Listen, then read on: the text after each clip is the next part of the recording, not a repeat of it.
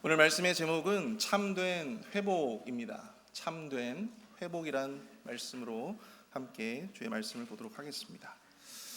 우리 지난달 20일에 우리나라의 배우였던 김세론 양이 자살하는 그러한 사건이 있었습니다.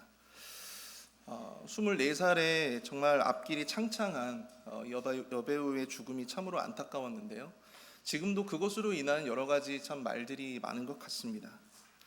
배우 김 씨는 2022년도에 음주운전으로 유죄 판결을 받고 이후로 이 언론의 아주 부정적인 보도와 그리고 온라인상의 이 혐오 댓글에 시달려왔다고 합니다. 이처럼 연예인들을 향한, 이 공인들을 향한 이 무분별한 악성 댓글과 혐오는 그들에게 매우 큰 아픔과 또한 상처를 주고 돌이킬 수 없는 이런 선택을 하도록 종용하고 있죠. 그토록 하고 싶어 했던 연기를 할 수 없어지게 된 것도 그녀에게는 굉장히 큰 아픔이고 또 상처였을 텐데, 인격을 모독하고 말살하고자 하는 이런 악성 댓글과 혐오의 문화, 이미 상처로 온 몸과 마음이 만신창이가 된 자들에게 그것은 매우 극복할 수 없는 큰 고통이 되었다라고 하는 사실입니다. 오늘 우리가 읽은 본문에도 이 세상의 혐오 속에서 아주 큰 고통 속에 살고 있었던 그런 자들이 등장하고 있습니다. 바로 10명의 나병 환자들입니다. 살이 썩고 문드러지는 육체적인 고통이 극심했음에도 불구하고 그들을 더욱더 고통스럽게 만들었던 것은 무엇입니까? 그들을 향한 세상의 따가운 시선과 또한 그들을 향한 혐오였다라고 하는 것이죠. 뿐만 아니라 자기 스스로를 끊임없이 저주하며 부정하다 하며 자기 스스로를 저주하며 살아야 했던 이 가혹한 삶의 운명이었다라고 하는 것입니다. 그들에게 나병이라고 하는 것은 자신이 극복해야 할 어떤 질병의 하나가 아니라 결코 극복할 수 없었던, 한 인간으로서는 도저히 극복할 수 없는 저주였다라고 하는 것이죠. 그러나 오늘 본문을 통해 도무지 극복할 수 없었던 하나님의 저주로 여겨졌던 나병을 고침받고 온전히 회복된 자들의 이야기를 우리는 마주하게 됩니다. 이들의 이야기는 오늘날 이 숨겨진 아픔과 또한 상처로 인하여 회복이 필요한 자들에게 이 회복에 관한 영적인 교훈들, 영적인 통찰을 우리에게 제공해주고 있습니다. 오늘 특별히 이 시간을 통해 이들의 이야기를 통해서 참된 회복을 위해 필요한 것은 무엇인지 함께 본문을 통해 한 3가지 정도 살펴보기를 원합니다. 첫 번째로, 참된 회복을 위해서 우리는요, 자신의 비참함을 인식해야 한다라고 하는 것입니다. 참된 회복을 위해 우리는 자신의 비참함을 인식해야 합니다. 우리 11절부터 13절까지의 말씀을 함께 볼까요? 예수께서 예루살렘으로 가실 때 사마리아와 갈릴리 사이로 지나가시다가 한 마을에 들어가시니 나병 환자 10명이 예수를 만나 멀리 서서 소리를 높여 이르되 예수 선생이며 우리를 불쌍히 여기소서 하거늘. 오늘 본문은 예수께서 예루살렘으로 가실 때에 라고 하는 구절로 시작되고 있습니다. 예수님과 제자들은 지금 예루살렘으로 목적지를 두고 사마리아와 갈릴리의 접경지대를 지나고 있습니다. 그때 들어간 한 마을에서 예수님은 10명의 나병 환자들을 보게 되었다라고 하는 것이죠.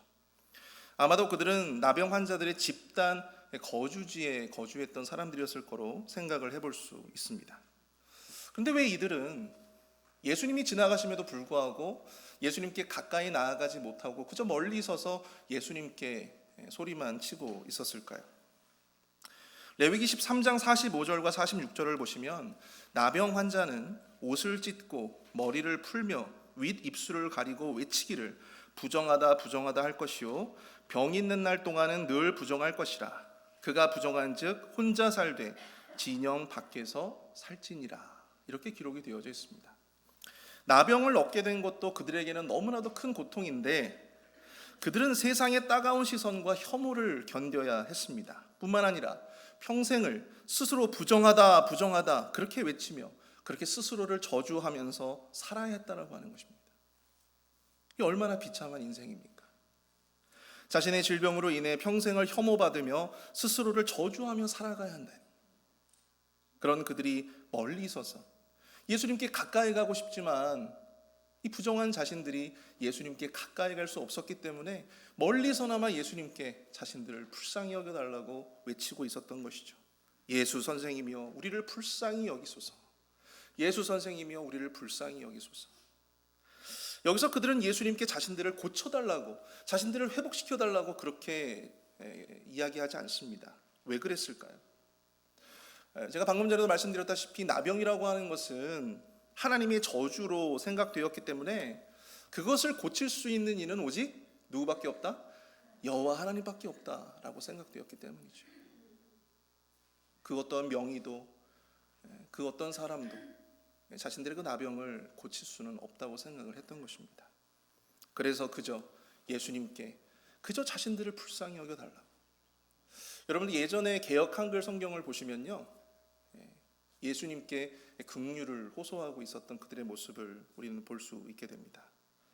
본문 13절에 소리를 높여 이르되 라고 하는 표현을 통해서 우리는 그들이 얼마나 간절하게 예수님을 향하여 소리쳤는지 우리가 그것을 여실히 느낄 수가 있습니다. 우린 여기서 참된 회복을 위해 필요한 것이 무엇일까? 그 첫 번째를 발견해 보게 되는데요, 그것은 바로 자기 자신의 비참함을 마주하는 거예요. 자기 자신의 비참함을 마주하는 것입니다. 여러분, 비참함이 무엇입니까? 자기 자신의 비참함을 마주한다라고 하는 것이 무슨 의미입니까? 그것은 바로 나 자신을 향한 nothing을 경험하는 것입니다. 나 자신을 향한 nothing을 경험하는 거예요. 나는 내가 가지고 있는 그 문제를 도무지 해결할 만한 그 어떠한 능력도, 그 어떠한 지위도, 그 어떠한 권위도, 그 어떠한 신분도, 그 어떠한 능력도 없습니다. 바로 그것을 받아들이는 거예요. 그 무력감과 그 자괴감과 그 비참함을 느껴본 자들이야말로 진정으로 간절하게 주님께, 우리 하나님께 도움을 구할 수 있고 또 부르짖어 기도할 수 있다라고 하는 사실을 우리는 보게 되는 것이죠. 그런 자들이야말로 진정으로 하나님의 은혜와 긍휼을 진정으로 기댈 수밖에 없다라고 하는 것입니다. 하나님은 때때로 우리를 홀로 그 비참함 속에 내버려 두실 때가 있습니다. 우리로 하여금 묵묵히 그 비참함의 시기를 견디게끔 하시는 그런 때가 있다라고 하는 것입니다. 여러분, 모세를 볼까요? 모세는 왕자의 신분으로 40년 동안을 애굽의 왕궁에서 왕자의 신분으로 살았습니다. 당시 최고로 여겨지던 애굽의 학문을 직접으로 배우며 또한 이 애굽의 예법과 또한 애굽이 가지고 있는 그 모든 것들을 다 흡수하며 살았어요. 그 모든 지위와 권위를 누리면서 살아왔습니다. 그러나 하루아침에 그 모세는 살인자가 되어서 무려 40년 동안을 미디안 광야에서 이름 없는 목자로 살아야만 했다라고 하는 것입니다. 40년을 왕자의 신분으로 살다가 무려 40년을 목자의 신분으로 살게 된 여러분이 모세의 마음은 과연 어땠을까요? 요셉은 어떻습니까? 채색 옷을 입고 아버지 야곱의 사랑을 독차지했던 요셉. 그러나 형제들의 배신으로 그는 하루아침에 애굽의 노예가 되어버리고 또 주인집의 모함으로 인해서 그는 하루아침에 범죄자가 되어 아주 파렴치한 범죄자가 되어서 애굽의 지하 감옥에 갇히게 되었습니다. 그나마 그 속에서 술 맡은 관원장의 도움을 구해봤지만 그마저도 무려 2년의 시간을 그곳에서 더 견뎌야만 했다라고 하는 것이죠. 여러분, 이때 요셉의 이 절망감은 얼마나 컸을까요? 그 비참함은 얼마나 컸겠습니까? 장차 나라의 왕이 될 제목으로 평가받고 사무엘의 기름 부음까지 받게 되었던 다윗. 그러나 이 사울 왕의 의심과 추격으로 인해서 결국 그는 도망자 신세가 되어서 황무지와 같은 아둘람 굴에서 그렇게 살게 되었을 때, 여러분, 그의 마음은 과연 어땠을까요? 하나님은 이 엄청난 신앙의 선배들의 삶을 통해서도 그들 스스로 자기 자신을 향한 nothing을 경험하는 시간을 허락하셨습니다. 내가 아무것도 할 수 없구나. 나는 정말 아무것도 아니구나. 그렇게 우리 하나님은 우리의 힘을 빼시고 우리 스스로를 내려놓게 하셨던 것입니다. 그렇게 해서 그 회복의 주체가 바로 내가 아니라 오직 여호와 하나님이 나를 회복시키시는 그 회복의 주체가 되심을 우리 스스로 인정하고 또 그것을 용납하게끔 바로 그 시간을 우리에게 주셨던 것이죠. 그리고 그러한 자들만이 진정으로 우리 주님께 긍휼을 구하고 은혜를 구할 수 있는 것입니다. 주님 나를 불쌍히 여겨 주옵소서. 주님 나를 불쌍히 여겨 주옵소서.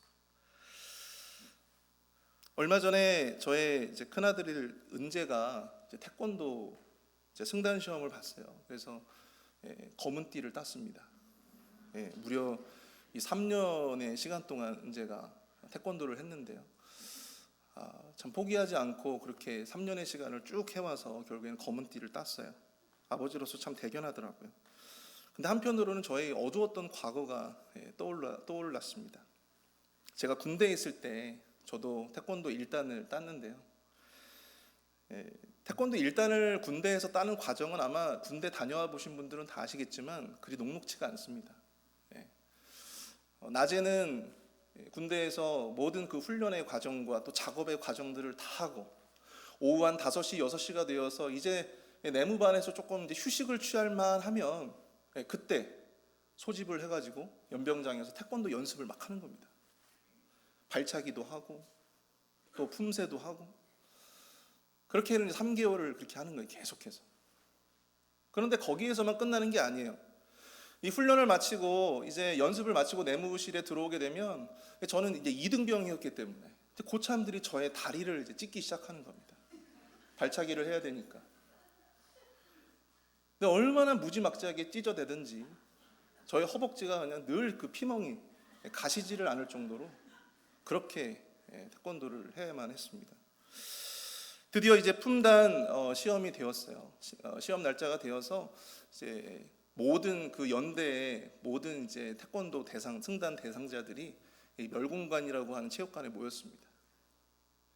100명이 넘는 그 많은 사람들이 함께 이제 승단 시험을 치르는데 그래도 열심히 찢어서 그런지 몰라도 발차기는 합격을 했어요. 근데 중요한 건 이 품새였던 거죠. 품새를 하는데 도무지 품새가 기억이 나지가 않는 겁니다. 여러분 품새라고 하는 것은요 태권도의 여러 가지 어떤 그런 동작들을 계속 자기가 기억을 해가지고 그것을 계속 이렇게 시범을 보여야 되는 거예요. 근데 그 동작들이 하다 보니까 기억이 안 나는 거예요. 이렇게 하는 거였더라. 이건가? 처음에는 제가 놓쳤을 때는 옆 사람 보면서 이렇게 눈치껏 했는데 이제 그마저도 안 되는 거예요. 결국엔 야, 너 나가. 결국에는 불합격자 그룹에 제가 이제 들어가게 된 겁니다. 근데 모든 승단 시험이 마치고 도저히 이 3개월을 또 그 고통의 시간을 보낼 자신이 없었던 거예요. 그래서 제가 무슨 용기가 나는지 모르겠는데 감독관님 죄송합니다. 저 다시 한 번만 기회를 주십시오. 그래서 손을 들고 소리를 쳤어요. 그랬더니만 그 감독관님이 그래? 한번 나와봐. 다시 한번 해봐. 근데 여러분 같이 해도 안 되는 것을 혼자 하면 어떻게 되겠습니까? 같이 해도 안 되는데 그 수백 명이 저 한 사람만을 보고 있는데 움직일 수가 없는 거예요. 도무지 움직일 수가 없는 거예요. 결국엔 몇 번이고 또다시 그러니까 도저히 진짜 이대로는 도저히 안 되겠다. 감독관님 제 배를 째십시오. 다시 한번 손을 들고 다시 한번 기회를 달라고 하는데 너무 그 서럽고 창피하고 막 그 온갖 기분 때문에 막 눈물이 나는 거예요. 감독관님 다시 한번 기회를 주십시오. 그렇게 외쳤는데 그 감독관님이 저를 가만히 보시더니만 야, 너 참 대단하다. 너 참 용기가 대단하다. 너 합격.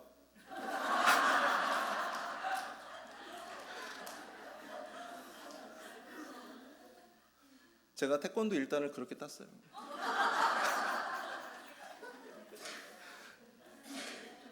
여러분 저희 아들한테는 절대 비밀입니다.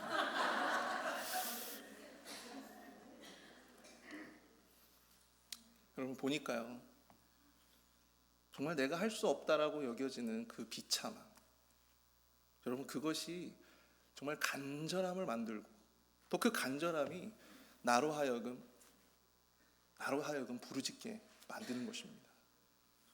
우리로 하여금 정말 간절히 그 간절함을 더해서 하나님 앞에 기도할 수 있게 되는 거예요. 나 자신을 향한 nothing을 경험해야 여러분 우리 하나님께서는 우리를 something special로 만들어 주시는 거예요. 사랑하는 성도 여러분, 우리가 회복되어야 할 것이 무엇입니까? 여러분들은 과연 무엇에서 회복되고 싶으십니까? 오늘 그 회복의 주체가 더 이상 나 자신이 아니라 우리 주님이 되시기를 축복합니다. 우리 주님의 은혜가 필요합니다. 우리 주님의 도움이 필요합니다. 주님, 나를 불쌍히 여겨 주시옵소서. 나에게 긍휼을 더하여 주시옵소서. 그 외침의 기도가 간절함을 통하여 nothing이 something이 되는 은혜를 경험하시는 저와 여러분들이 되실 수 있기를 축복합니다. 두 번째로, 이 참된 회복을 위해서 우리는요, 말씀에 순종하는 믿음이 필요하다라고 하는 것입니다. 말씀에 순종하는 믿음이 필요하다. 여러분들 14절을 한번 보십시오. 보시고 이르시되 가서 제사장들에게 너희 몸을 보이라 하셨더니 그들이 가다가 깨끗함을 받은지라. 자, 예수님은 그들에게 이렇게 말씀하셨어요. 제사장들에게 너희 몸을 보이라. 근데 여러분, 예수님께서 이런 말씀을 하셨지만 이 나병 환자들의 몸에 무슨 변화가 있었습니까? 무슨 변화가 있었어요? 아무런 변화가 없었어요. 예수님께서 그들을 바로 고쳐주신 것이 아닙니다. 그들의 몸에 그 어떠한 변화가 나타난 것도 아니었어요. 다만 예수님은 제사장들에게 너희들의 몸을 보이라, 그것이 전부였어요. 레위기 14장 2절을 보시면 나병에서 치유받은 자의 그 이후의 어떤 정결의 절차에 대해서 나오고 있는데요. 2절을 보시면 나병 환자가 정결하게 되는 날의 규례는 이러하니 곧 그 사람을 제사장에게로 데려갈 것이요. 나병 환자는 그 몸이 나았다고 해서 끝나는 것이 아닙니다. 가장 먼저 제사장에게 내 몸이 다 나았다, 그렇게 제사장이 먼저 그 몸을 보이고 제사장은 그 몸을 진찰한 후에 정말 그 몸이 나았다 여겨지면 무려 일주일 동안이나 정결의 예식을 치러야만 했어요. 새를 죽여다가 그 피를 뿌리고 또 그것으로 인해서 정결의 예식을 일주일 동안이나, 그리고 그 일주일이 끝나야 그 나병 환자는 다시금 정상인의 삶으로 돌아갈 수가 있었다고 하는 것입니다. 제사장들에게 몸을 보이라는 예수님의 말씀이 떨어지자 무섭게 그들은 그 길로 제사장을 찾아가게 됩니다. 오늘 본문에서는 매우 짧게 이 구절이 기록되어져 있지만 여러분들, 이들의 행동은 아주 위험하고도 때로는 무모한 것이었습니다. 그들은 공동체로부터 매우 극심한 혐오를 받았다고 했잖아요. 그 정상인들이 그들이 이렇게 길거리를 지나가는 걸 보면 혹여 그들에게 돌을 던질 수도 있고 또 그들을 죽일 수도 있는, 큰 봉변을 당할 수도 있는 그런 위기가 있었다라고 하는 것입니다. 내 몸은 지금 아무것도 달라진 것이 없는데, 내 몸은 지금 아무것도 깨끗해진 바가 없는데 제사장이 가라고 하니까. 그러나 그들은 예수님의 말씀을 믿고 지체 없이 제사장을 향하여 가고 있어요. 오늘 이 참된 회복을 위해서 우리에게 필요한 두 번째가 무엇인가? 그것은 바로 말씀에 순종하는 믿음이에요. 여러분, 믿음은 무엇입니까? 믿음은 바라는 것들의 실상이요 보지 못하는 것들의 증거라 여러분들이 이야기하잖아요. 우리 눈에 보이는 것은 여러분들 믿기가 쉽죠. 눈에 보이는 것을 따라가기는 쉽습니다. 그것을 순종하며 나아가는 것은 쉬워요. 그런데 믿음이 어려운 것은 우리가 믿어야 할 실체가 잘 눈에 보이지 않기 때문입니다. 그림이 없어요. 아브라함이 나이 75세의 부르심을 받고 고향을 떠나 하나님이 약속하시는 땅으로 향합니다. 그 어떠한 사인도, 그 어떠한 그림도 없었어요. 아브라함이 100세에 얻은 아들 이삭을 바치라는 하나님의 말씀에 그는 주저하지 않고 자식을 바치고자 합니다. 그 어떠한 증거도 없었습니다. 단지 그가 움직였던 것은 바로 여호와 하나님의 말씀, 여호와 하나님의 음성, 바로 그거 하나였어요. 여호수아 3장에 보시면 이제 새로운 지도자 여호수아의 영도 아래 요단강을 건너 약속의 땅으로 들어가게 되는 이스라엘 백성들을 보게 됩니다. 그러나 당시에 이스라엘 백성들이 요단강을 건너야만 했을 그 당시에 요단강의 상황은요, 물이 아주 높게 범람하던 시기였어요. 당시는 곡식을 거두는 때였기 때문에 강 수위가 매우 높았던 시기였습니다. 그래서 그 강을 건너는 것이 그렇게 쉬운 일이 아니었다라고 하는 것입니다. 근데 여러분, 참 신기한 것은 하나님은 이스라엘 백성들을 위해 먼저 이 요단강 물을 마르게 하지 않으셨다라고 하는 사실입니다. 여호와의 궤를 맨 제사장들의 발이 그 범람하는 요단강 물에 들어가고 그때 비로소 강의 물이 조금씩 그쳐지게 되었다라고 하는 것입니다. 우리가 두렵지 않도록, 우리가 의심하지 않도록 하나님이 좀 알아서 우리에게 좀 먼저 그런 좀 사인들을 주시고 그런 어떤 징조와 어떤 그러한 그 단서들을 우리에게 좀 주시면 우리가 순종하기가 얼마나 편하고 얼마나 용이하겠습니까? 우린 자꾸만 두렵지 않도록, 하나님 내가 두렵지 않도록, 내가 불안하지 않도록 하나님 나에게 좀 사인을 주십시오. 사인을 자꾸만 구한다는 것이죠. 그러나 하나님은 일관되세요. 성경을 읽어보십시오. 하나님은 일관되십니다. 먼저 순종하라. 먼저 순종하라. 아무런 사인도, 아무런 그림도, 아무런 예측할 만한 증거도 없이 하나님 말씀에 의지하여 먼저 순종하라. 그리고 그 순종의 발걸음 가운데 그때부터 하나님의 회복의 역사가 시작되었다라고 하는 것입니다. 제가 예전에 전도사 사역을 할 때 교회에서 부흥회가 있었어요.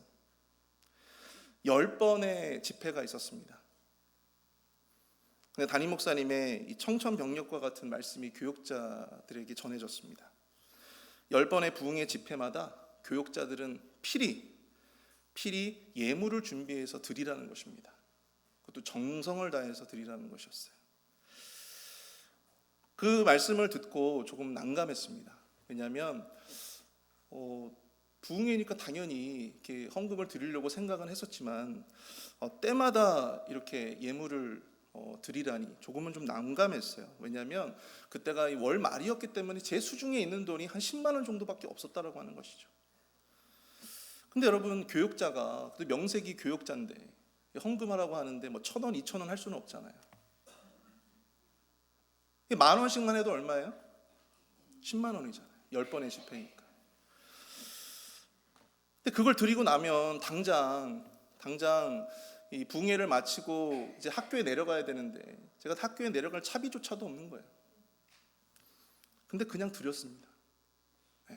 그냥 드렸어요. 근데 그렇게 마지막 주일 저녁 집회가 되었습니다. 마지막 주일 저녁 집회가 되어서 그때도 제가 이제 부흥회 찬양 그 드럼을 제가 이제 드럼을 치고 있었거든요. 근데 갑자기 담임 목사님께서 단상으로 올라오시다가 갑자기 제가 있는 방향으로 이렇게 방향을 트시더니만 제가 이게 치고 있었던 드럼에다가 이 흰색 봉투 하나를 갖다가 툭 하고 옛다 하면서 이렇게 던져주고 가시는 거예요. 그러면서 이제 하시는 말씀이 서전도사가 이 새벽 예배, 부흥회 때 새벽 예배 그 차량 운행을 해줘서 고맙다고 교회에서 주는 거라고. 그 봉투를 제가 찬양이 마치고 그 봉투를 조심스럽게 열어봤거든요. 거기 얼마가 들어있었는지 아십니까? 얼마요? 예? 예. 여러분 10만 원이 아니에요. 15만 원이 들어가 있었습니다. 10만 원이 아니라 15만 원이 들어가 있었어요. 3일을 새벽 예배 이제 차량 운행을 제가 했기 때문에 5만 원씩 해가 15만 원을 저한테 주신 거예요. 여러분, 우리 하나님이 이런 분이십니다. 아무런 사인도 아무런 확실한 단서도 없지만 여러분, 하나님의 말씀에 순종하여 우리가 keep going 하면 여러분, 하나님께서 내가 이러는 것이 아니라 하나님께서 다 준비해 주시고 하나님께서 다 일해 주시는 것입니다. 그때는 비로소 전에는 보이지 않았던 하나님의 흔적과 하나님의 사인들이 보이기 시작하는 거예요. 이전에는 내가 순종하기 전에는 하나님 앞에 하나님 제발 사인 좀 주세요.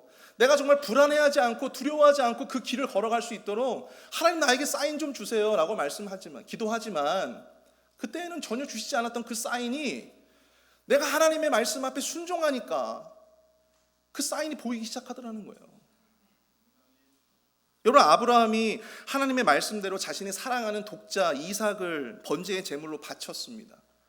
그렇게 바치고자 할 때 비로소 이 눈을 들어 주변을 보니까 뭐가 있었어요? 수풀에 뿔이 걸려가지고 옴싹달싹 할 수 없었던 순양이 보이기 시작했다는 것입니다. 우리 하나님은 우리가 말씀에 순종하는 그 순간, 그 도전의 걸음에 비로소 우리가 그토록 기다리던 사인도 주시고 응답도 주신다라고 하는 사실을 여러분들 기억하실 수 있게 축복합니다. 사랑하는 성도 여러분, 우리가 회복되어야 할 문제가 무엇입니까? 때로는 그 문제의 회복을 위해서 여러분들 먼저 사인을 구하지 마세요. 먼저 사인을 구하지 마십시오. 우리가 해야 될 것은 먼저 무엇에 순종하는 거예요? 말씀에 순종하는 것입니다. 먼저 그 말씀에 도전하는 것입니다. 그때 비로소 하나님의 변화의 물결이 일기 시작하는 거예요. 그때 비로소 하나님께서 우리에게 보여주시고자 하셨던 그 사인이 비로소 보이기 시작하는 거예요.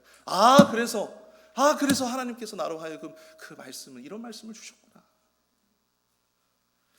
때로 우리 믿음에 순종하는 그 길에 여러분들 바람도 불 수 있고, 때로는 우리가 소중히 여기던 것들을 과감하게 내려놔야 하는 그러한 순간도 올 수 있습니다. 그 어떠한 사인도 없어요. 그러나 여러분, 오직 하나님의 말씀에 순종하는 자를 여러분, 하나님은 결코 홀로 싸우도록 내버려 두지 않으십니다. 그 고통을 홀로 짊어지게 하지 않으세요. 적어도 제가 경험했던 제 인생의 하나님은 그렇습니다. 근데 여러분, 오늘 이 시간 여러분들이 만났던 여러분들의 하나님도 저는 그와 같은 분일 거라 확신합니다.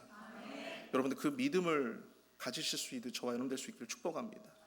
제가 만났던 그 하나님의 회복하심의 역사가 주님의 말씀에 따라 순종하고자 하는 우리 모든 성도님들의 삶 가운데 충만하시기를 축복합니다. 우리가 받아 누릴 그 회복의 은혜는요, 우리가 감당하는 그 어떠한 그 순종의 리스크보다도 비교할 수 없을 정도로 클 줄 믿습니다. 우리 마지막으로 우리 참된 회복을 위해서 우리는요, 회복 너머를 바라보아야 한다는 것입니다. 참된 회복을 위해 우리는 회복의 너머를, 그 이상을 바라보아야 합니다. 우리 15절과 16절을 한번 볼까요? 그 중에 한 사람이 자기가 나은 것을 보고 큰 소리로 하나님께 영광을 돌리며 돌아와 예수의 발 아래 엎드려 감사하니 그는 사마리아 사람이라. 10명의 나병 환자 모두 제사장에게 가던 중에 나음을 입었습니다. 그런데 예수님께 다시 돌아와 감사를 드리고 경배를 드린 사람은 바로 사마리아 사람 한 사람뿐이었다라고 하는 것이죠. 10명이 나음을 입었는데 이 사마리아 한 사람만이 다시 돌아와 감사한 것에 대해서 예수님은 기이하게 여기며 이상하게 여기시며 이렇게 질문하세요. 우리 17절부터 19절까지 말씀입니다. 예수께서 대답하여 이르시되 10사람이 다 깨끗함을 받지 아니하였느냐? 그 9은 어디에 있느냐? 이 이방인 외에는 하나님께 영광을 돌리러 돌아온 자가 없느냐 하시고 그에게 이르시되 일어나 가라, 내 믿음이 너를 구원하였느니라 하시더라. 아멘. 여러분, 세상에 하나님의 은혜를 입어서 회복을 경험한 이들은 많습니다. 우리가 하나님 앞에 기도해서 그 기도에 응답을 받은 사람들은 세상에 많아요. 그러나 그저 거기에 딱 그냥 그 수준에, 그 단계에 딱 머무르는 사람들이 대다수라고 하는 것입니다. 돌아오지 않는 이 9명의 나병 환자들처럼 말이죠. 그들이 왜 돌아오지 않았는지를 오늘 본문은 그것을 말씀하고 있지 않습니다. 어쩌면 사랑하는 가족들에게 내가 더 빨리 돌아가기 위해서 제사장에게 가는 그 길을 내가 더욱더 재촉했을 수도 있습니다. 또한 비록 돌아가지는 못했지만 마음속으로는 예수님께 감사한 마음을 가졌을 수도 있어요. 그러나 분명한 것은 자신들의 그 간절한 부르짖음의 응답에 그들은 예수님이 아니라 자신들이 곧 마주하게 될 일상을 택했다라고 하는 사실입니다. 참된 회복을 위해서 우리는 회복 너머를 바라보아야 한다고 했습니다. 때로 회복을 향한 우리의 그 간절함이 회복 자체를 우리의 어떤 목적이 되게끔 만든다라고 하는 것이죠. 그러나 우리에게 그것이 목적이 될 수는 없습니다. 회복이 너무나 간절해서, 그 기도의 제목이 너무나도 간절해서 그 기도의 제목만 이루어지면, 그것만 해결되면 그저 그 상태에 만족하면서 그렇게 사는 사람들이, 그런 그리스도인들이 참 많습니다. 그래서 막상 하나님의 은혜로 회복을 경험하고도 그 이상의 단계, 그 너머의 단계를 바라보지 못한다라고 하는 것이죠. 돌아온 사마리아는 어떻습니까? 그도 마찬가지로 제사장에게 가던 중에 자신의 몸이 나았다라고 하는 것을 깨닫게 되었어요. 그러나 그는 회복의 너머를 바라보게 됩니다. 자신에게 회복의 은혜를 베풀어 주신 예수님께 돌아와 예수님께 감사하며 그는 그 발 앞에 엎드려 예수님께 경배를 드립니다. 단지 육신의 회복의 단계에 머물 수 있었지만 그는 진정한 감사와 경배를 통해서 회복 너머에 그 이상의 단계를, 그 이상의 은혜를 그가 누리게 되었다라고 하는 것입니다. 바로 영혼의 회복을 누리게 된 거예요. 이 사마리아인을 통해 예수님은 말씀하십니다. 일어나 가라, 내 믿음이 너를 구원하였느니라. 그의 육신뿐만 아니라 그의 영혼도 이미 구원받았음을 말씀해 주신 것이죠. 그는 감사와 경배를 통해서 회복 너머의 하나님과의 친밀한 관계 안으로 들어가게 되었다라고 하는 것입니다. 단순히 그저 내가 기도했던 어떤 기도의 응답을 받았던 그 수준이 아니라 그 응답을 통하여, 그 은혜를 통하여 하나님과 더욱더 특별한 관계로, 더 특별한 은혜 가운데로 나아가는 그 은혜를 경험하게 되었다라고 하는 것이죠. 사랑하는 성도 여러분, 육신의 질병을 하나님의 은혜로 고치는 것, 또 가난 속에서 하나님의 은혜로 우리가 물질의 복을 받아 누리는 것, 깨어진 관계가 하나님의 은혜로 말미암아 다시 회복되어지는 것, 여러분 그것은요 우리 모든 그리스도인들이 누려야 할 회복의 전부가 아니라고 하는 사실을 여러분들 기억하실 수 있게 축복합니다. 여러분 그것은 우리의 전부가 아니에요. 그것은 여러분 우리의 목적이 아닙니다. 그것은 여러분들 회복의 그림자예요. 회복의 그림자. 참된 회복을 위해서 우리는 그 그림자를 뛰어넘어야 합니다. 그 회복을 통해서 여러분들 궁극적으로 우리가 회복되어야 될 것은 무엇이냐면 하나님과 우리가 바른 관계로 나아가는 거예요. 특별한 관계 가운데로 나아가는 것입니다. 회복 그 너머까지, 그 이상의 단계까지 우리는 나아가야 된다고 하는 것이죠. 아무리 병에서 노임을 받고 아무리 가난해서 여유로운 생활을 해도, 아무리 우리의 관계가 회복된다 할지라도 궁극적으로 우리가 예배가 회복되어지지 아니하고 하나님과 우리 사이의 관계가 회복되어지지 않는다면, 우리 안에 감사가 사라진다면, 그것은 그저 우리가 회복의 그림자만 밟고 참된 회복 가운데로 나아가지 못하는 것과 같다라고 하는 사실입니다. 사랑하는 성도 여러분, 우리의 기도가 응답되었다고, 우리가 그토록 회복되기를 원하는 그 문제가 해결됐다고 여러분들 그 자리에서, 그 수준에서 멈추지 마십시오. 여러분들 거기에서 만족하지 마시길 바랍니다. 우리가 회복하고자 하는 문제가 해결되었다고 거기에 머무르지 않기를 바랍니다. 하나님은요 우리가 회복 자체에 머무르기를 원치 않으십니다. 하나님은 우리가 당신과 더불어 더 특별한 관계 안으로 우리가 들어오기를 원하시는 거예요. 참된 예배로 나아가기를 원하십니다. 참된 감사로, 삶의 감사로 나아가기를 원하시는 거예요. 그래서 하나님과의 특별한 관계 안에 우리가 머물기를 원하시는 것입니다. 아무쪼록 우리 교회 모든 성도님들의 삶에 회복되어야 할 많은 문제들이 온전히 주님의 은혜로 회복될 수 있기를 축복합니다. 그리고 그것이 참된 회복으로 나아가기 위해 온전한 예배와 또한 감사의 단계로 한 단계 더 멀리 나아가시는 저와 여러분들이 되실 수 있기를, 또한 그것을 위해서 우리 주님께서 오늘 이 시간 우리에게 믿음과 용기를 주시기를 축복합니다. 그것을 계기로 하나님과의 더 특별한 은혜의 관계 안으로 들어가시는 저와 여러분들을 우리 주님께서 기대하시고 또한 기다리실 줄 믿습니다. 우리 시간 함께 우리 말씀을 생각하시면서 함께 우리 이 찬양 했으면 좋겠는데요. 우리 모두 자리에 일어나서 함께 찬양하겠습니다. 주를 위한 이곳에 함께 찬양합니다.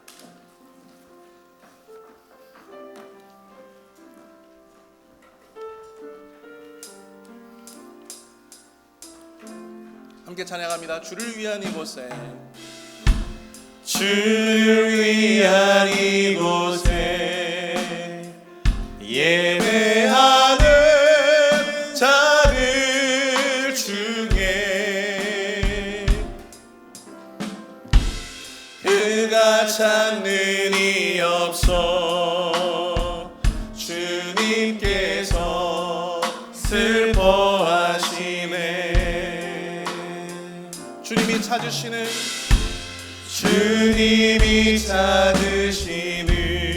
그 한 사람, 그 예배자, 내가 그 사람 되기 간절히 주께 예배하네. 우리 다시 한번 고백하겠습니다. 주를 위한 이곳에, 주를 위한 이곳에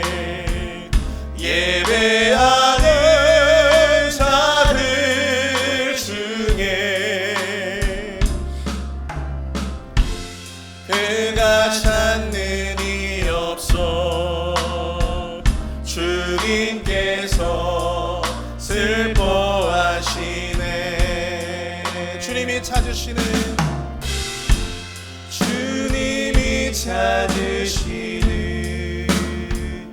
그 한 사람 그 예배자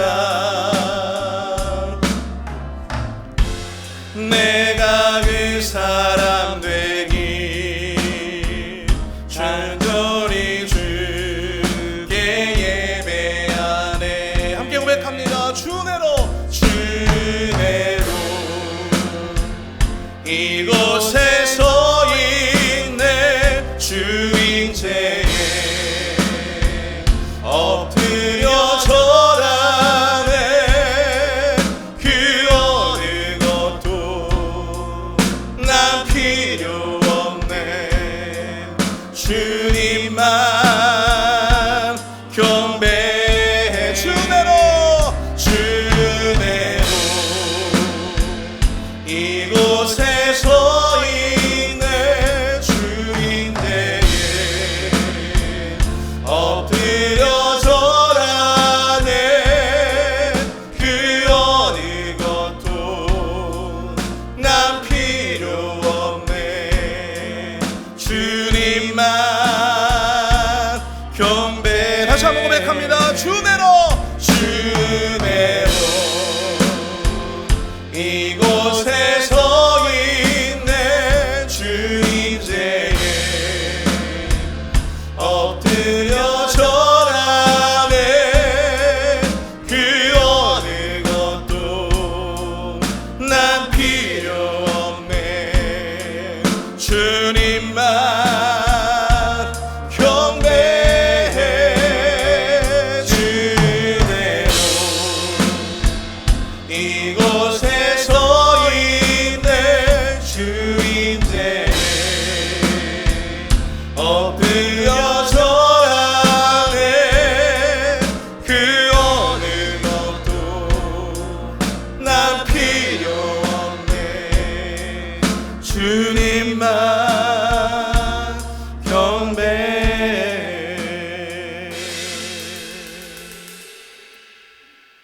주님, 지금 남모를 아픔과 상처와 그리고 고통 속에서 간절히 주님께 기도하는 자들이 많습니다. 자신을 향한 나띵을 인식하며 하나님의 은혜만을 구하며 하나님의 긍휼만을 구하는 자들, 주님 그들을 도와주시옵소서. 그들에게 은혜를 내려 주시옵소서. 회복의 주체가 내가 아니라 오직 하나님이심을 인정하게 하여 주시고 내 눈에 보여지는 사인은 없지만 말씀에 온전히 순종할 수 있는 믿음을 주옵소서. 회복과 응답, 그것이 목적이 되지 않게 하여 주시고 그 너머에 하나님과의 친밀한 관계 안으로 들어가게 하여 주시옵소서.